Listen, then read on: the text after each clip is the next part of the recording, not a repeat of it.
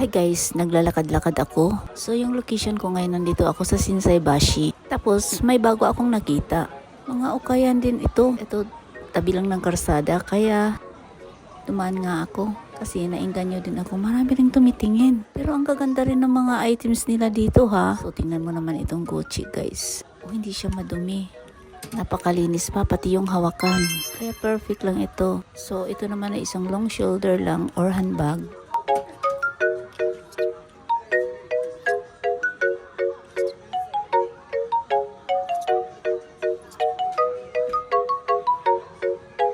So ito rin ang ganda. Mukhang hindi pa rin nagagamit. Walang gas-gas. Kumikintab sa camera ko. Yung mga gilid-gilid niya talagang solid. Pati yung hawakan.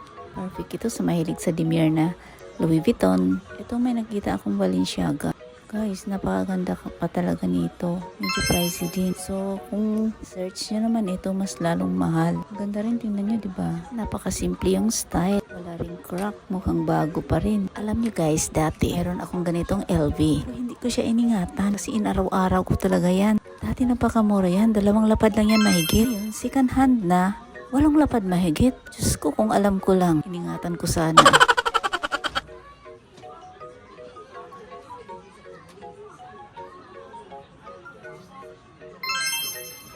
Itong Jimmy Choo, napakaganda lalo na sa personal. Wala rin itong crop. Sa loob, mayroon din siyang dust bag. At saka yung pang sling na belt, pwede siya sa sling bag. Ay, ang ganda pa ng kulay. Solid leather to guys ha. Tingnan mo, tama lang din yung laki. Napaka-cute yung design.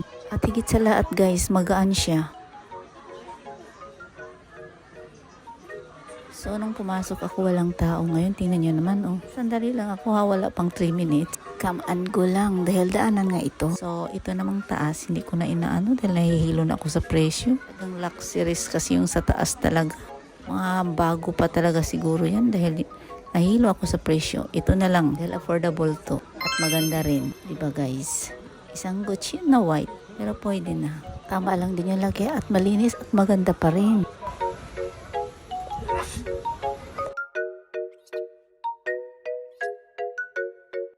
So ito, chance location na tayo.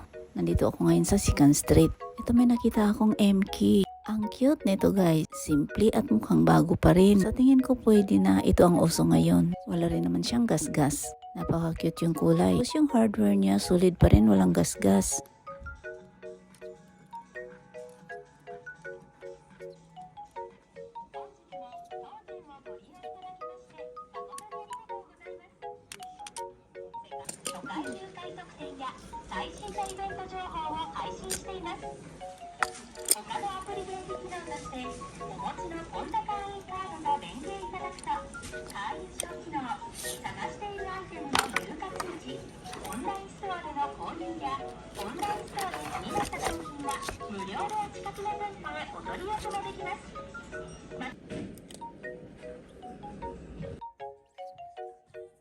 So dito banda, puro naman siya mga MK.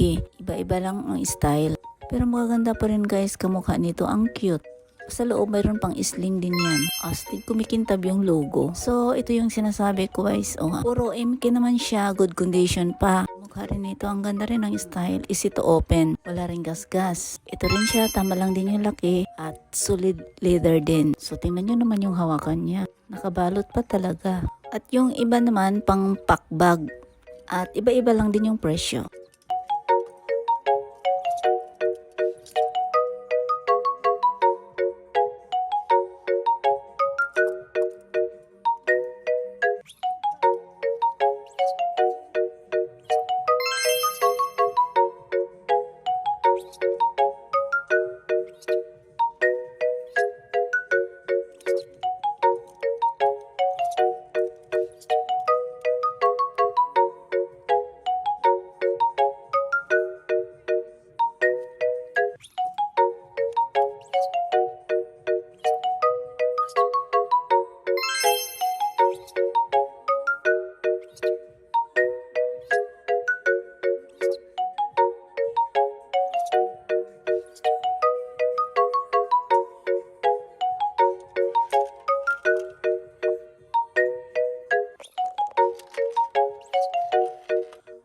Ito naman ay isang Marc Jacobs.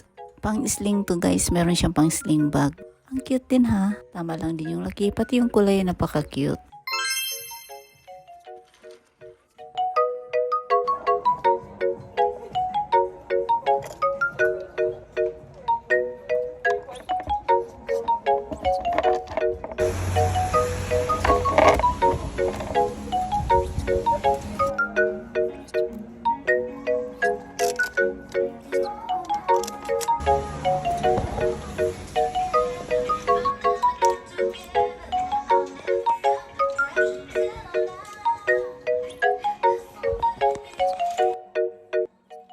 So, ganyan siya guys. Ang ganda pa ng condition sa bag.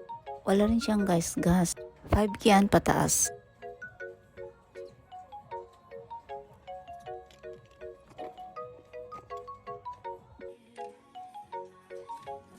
So, itong area puro naman siya Marc Jacobs. So, binidyo ko na lang. Hindi ko na kinuha yung mga presyo. Basta guys, konti lang ang diferensya nila. Mga 5K pataas. Ang hirap kasi dahil may nakalock or nakatali ba, hindi mo siya mabuhat, buhol. Kaya, binidyo ko na lang.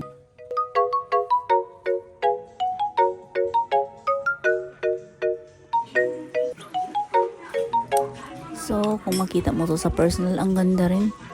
Parang para siya, kumikintab kasi siya. Ano kayang material nito? Hindi mo malaman, nylon or plastic. Basta guys, ang ganda niyan sa personal. Medyo mabigat siya konti. Pang party yata ito eh. Pero ang ganda. Ang ganda ng quality rin. So, medyo pricey din.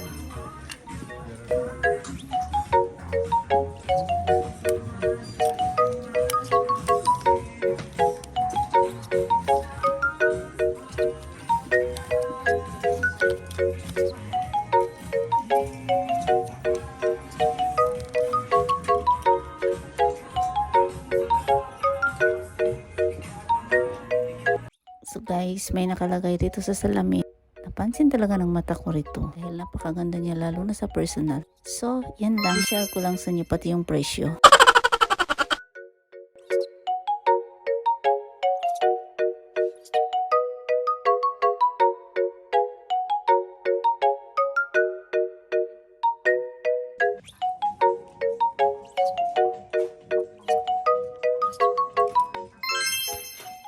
May napansin talaga ako ritong MK. Ang unique ng style niya. Pati yung kulay. Napakasosyal at napakalinis. Nagagamit na ba ito? Mukhang bago pa talaga guys. Walang kagas-gas-gas-gas. Pati yung hardware niya ang cute. Aba nung tiningnan ko may susi pa. So tingnan nyo naman to oh. Style Hermes talaga. Ito pa guys, ang cute. Napaka good condition pa. Kumikintab sa camera ko.